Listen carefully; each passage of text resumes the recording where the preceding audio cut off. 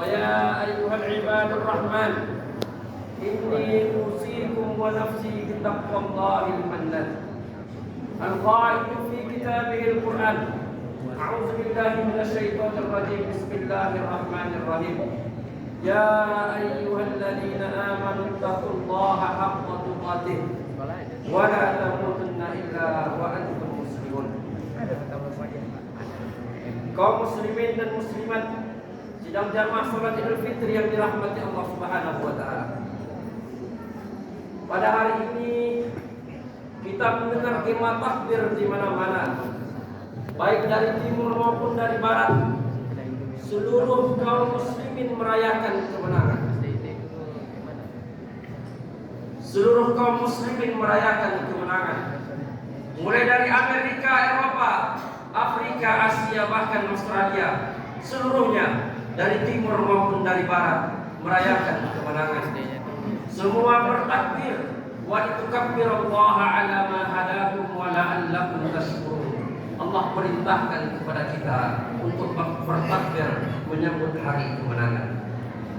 Kaum muslimin dan muslimat yang dirahmati Allah, setiap hari raya Idul Fitri tak lekang dari kita mengenal sebuah kalimat minal a'idin wal faizin. Lantas apa makna daripada kalimat tersebut? Kenapa setiap Idul Fitri lafaz yang senantiasa kita dengar adalah minal a'idin wal faizin? A'idin artinya adalah kembali. Kita kembali menjadi suci, menjadi fitrah karena dibakar pada bulan Ramadan. Kullu mauludin yuladu ala fitrah. Kita lahir kembali seperti bayi yang dilahirkan ke dunia dalam keadaan suci tanpa dosa. Itulah fungsinya daripada bulan Ramadan, bulan pembakaran, bulan ampunan. 30 hari lamanya kita dalam bulan tersebut. Di tempat iman kita, siangnya kita berpuasa, malamnya kita dirikan salat-salat malam, kita melaksanakan tarawih, kita melaksanakan qiyamul lail, bahkan sebagian di antara kita melaksanakan yang namanya i'tikaf. Itulah dimaksud daripada a'idin. Kita kembali menjadi fitri. Adapun faizin adalah orang-orang yang pada hari ini merayakan kemenangan. Setelah 1 bulan lamanya berjuang, siangnya berjuang menahan nafsu dari godaan syaitan, dari makanan, dari minuman yang dapat membatalkan puasa, dari syahwat kepada pasangan. Kita menahan itu semua. Kenapa? Karena perintah daripada Allah Subhanahu wa taala dalam surat Al-Baqarah 183. Maka pada hari ini kita semuanya disunnahkan oleh Nabi sallallahu alaihi wasallam setelah salat fajar untuk makan terlebih dahulu. Kenapa? Karena kita hari ini berbahagia. 1 bulan yang lebih, 1 bulan yang lalu kita berjuang tanpa makan, tanpa minum, menahan seluruh hawa nafsu yang ada pada diri kita. Kaum muslimin dan muslimat yang dirahmati Allah, pada kesempatan kali ini khatib ingin bertanya, apakah orang-orang yang menang itu adalah diri kita? Apakah orang-orang yang berjuang selama bulan Ramadan itu adalah diri kita? Yang siangnya kita tahan diri kita daripada godaan makan dan minum, yang siangnya kita tahan diri kita dari godaan nafsu syaitan, dan malamnya kita paksa diri kita. Kita tinggalkan istirahat kita tinggalkan tidur kita untuk beribadah kepada Allah. Apakah itu adalah kita? Apakah kita masuk di dalam golongan-golongan orang-orang yang menang pada hari ini, yang merayakan kemenangan tersebut? Karena tidak ada kemenangan tanpa pertempuran. Maka orang-orang yang merayakan itulah yang hari ini rasa dadanya terasa sesak karena ia berpisah dengan tamu agung yang disebut dengan bulan suci Ramadan. Dulu sebelum Ramadan datang kita berkata di dalam hati bahwasanya aku berjanji pada Ramadan tahun ini akan lebih baik daripada tahun sebelumnya. Aku berjanji bahwasanya pada Ramadan ini akan menjaga salat-salat fardu di masjid. Pada Ramadan ini akan aku jaga puasa dengan sebaik-baiknya. Pada Ramadan kali ini akan aku jaga tarawih dengan sebaik-baiknya. Tapi terkadang kita lalai. Janji yang kita ucapkan sebelum Ramadan datang, sebelum tahun tersebut masuk ke dalam hari-hari kita, saat ia sudah tiba, banyak di antara kita yang justru sibuk dengan dunia, sibuk dengan pekerjaan, menyibukkan diri dengan apa-apa yang entah apa gunanya. Padahal sudah Allah katakan bahwasanya hidup di dunia ini innamal hayatid dunya mata'ul ghurur wa mal hayatid dunya illa mata'ul ghurur. Tidaklah kehidupan di dunia ini hanya sebuah kesenang-senangan yang dapat menipu mata manusia. Bekerja kita siang bekerja, malam bekerja sampai lupa bahwasanya Ramadan ternyata sudah berlalu. Dia bukan akan berlalu. Tidak sebentar lagi, tapi hari ini Ramadan sudah betul-betul berlalu. Apakah kita akan sampai kepada Ramadan tahun depan? Wallahu a'lam bishawab. Atau justru kita masuk kepada golongan yang kedua, golongan orang-orang yang hanya menahan nafsu, menahan lapar, menahan haus, tapi tidak mendapatkan apa-apa daripada Ramadannya. Kam min fi'atin, kam min sha'imin, laisa lahu min siyami illa al-ju'i wal atas. Berapa banyak orang yang berpuasa, menahan diri, menahan makan, menahan hawa nafsunya, tapi kenapa tidak mendapatkan apa-apa? Dia tidak mendapatkan apa-apa selain hanya lapar dan dahaga yang ia dapat. Masuk ke golongan mana kita? Apakah kita adalah golongan yang dijanjikan oleh Nabi lis-shaimin farhatan? Orang-orang yang berpuasa akan mendapat dua kebahagiaan.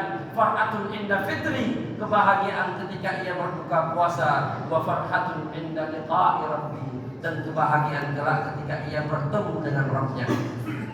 Hanya kita yang dapat menjawab.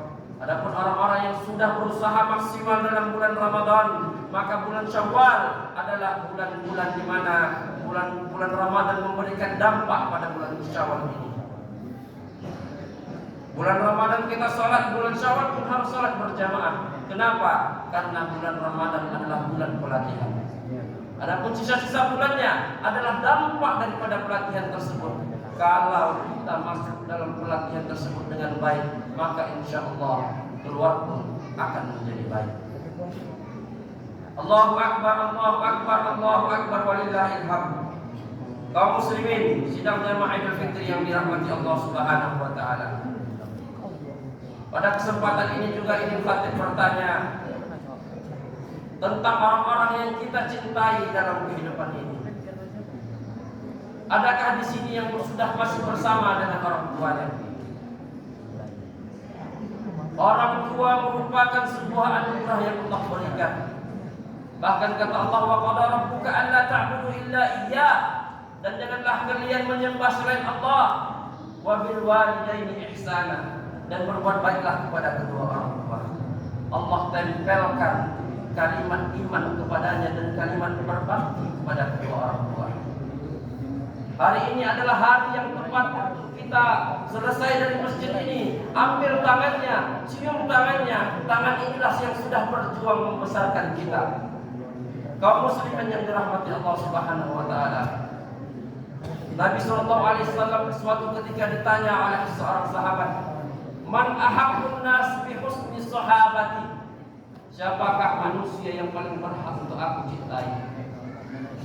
Nabi tidak berkata atasanmu, Nabi tidak berkata teman kerjamu, Nabi tidak berkata teman kantormu, tapi Nabi katakan ummuka. Summa man ya Rasulullah, kemudian siapa ya Nabi? Ummuka. Summa man ya Rasulullah, siapa lagi ya Nabi? Setelah ibu, kemudian siapa ya Nabi? Ummuka. 3 kali Nabi katakan ummuka, ibumu. Kemudian dia bertanya lagi, summa man ya Nabi? Ya Rasulullah, summa man? Kemudian Nabi menjawab, abuka, bapakmu. 3 kali Nabi sebutkan ibu dalam kalimat hadis ini. Kenapa? Ibu yang mengandung selama 9 bulan 10 hari, tidurnya terganggu, makannya tak enak, tidurnya tak nyenyak, karena ada janin yang tercinta di dalam rahimnya, sedang menunggu untuk keluar. Tidak henti sampai di situ. Apa yang dimakan bahkan keluar dari lidahnya. Apa yang dia suka ia tahan. Kenapa? Karena ada janin yang dia cintai di dalam tubuhnya. Padahal janin tersebut belum keluar ke muka bumi. Baru dia dalam kondisi hamil 9 bulan 10 hari. Saat 9 bulan 10 hari sudah usai, maka tiba waktu untuk melahirkan. Seluruh ibu-ibu di dunia ini akan rasa bergetar di dalam hatinya. bahwasanya apakah akan selamat ia dan bayinya atau salah satu nantinya yang akan selamat. Bahkan tidak sedikit daripada ibu yang berkata, dokter, kalau seandainya ada satu nyawa yang harus diselamatkan, maka selamatkan anak yang ada di dalam rahim. Begitu cinta ibu kepada kita. Tak henti di situ. Setelah anak yang dikandungnya keluar ke dalam dunia, merasakan nikmatnya dunia, digendong, dicintai, disayangi, harus ibu menyusui 2 tahun lamanya. Bahkan ketika baru kita lahir dunia, setiap 2 jam sekali ibu harus terbangun untuk menyusui. Baik siang, baik malam, tidak luput daripada harus menyusui buah hati tercinta. Maka oleh karena itu kaum muslimin yang dirahmati Allah, al-jannatu tahta aqdami ummahatikum. Surga berada di bawah telapak kaki ibu. Pulang dari sini, kita yang masih berkesempatan punya orang tua yang masih hidup, minta maaf, minta ampun kepadanya. Karena ridha Allah fi ridha walidain wa suhtullah fi suhtul walidain. Kalau kalian ingin dapat ridha Allah di dunia, maka carilah ridha orang tua. Tapi kalau kalian ingin dapat laknat Allah di dunia, maka dapatilah laknat orang tua kalian. Maka kaum muslimin yang dirahmati Allah Subhanahu wa taala, jangan sampai kita dilaknat oleh Allah di dunia karena dosa kita kepada orang tua kita. Dosa kepada ibu kita, orang tua kita, tidak Allah tunggu nanti di akhirat balasannya, tapi di dunia sudah Allah tunjukkan mana orang-orang yang tidak berbakti kepada kedua orang tua. Nabi juga katakan ayahmu. Kenapa ayah setelah ibu? Kenapa bukan atasan yang memberi kita kerja, bukan bupati yang memberi kita gaji? Kenapa ayahmu? Karena ayahlah yang berjuang mencari nafkah. Tangannya makin lama kian keriput. Badannya yang dulu tegak makin hari semakin lemah, semakin bungkuk. Ayah tidak punya kata-kata sebanyak ibu. Ibu mungkin bercerita banyak, berkata-kata banyak, tapi ayah, ia tidak memiliki kemampuan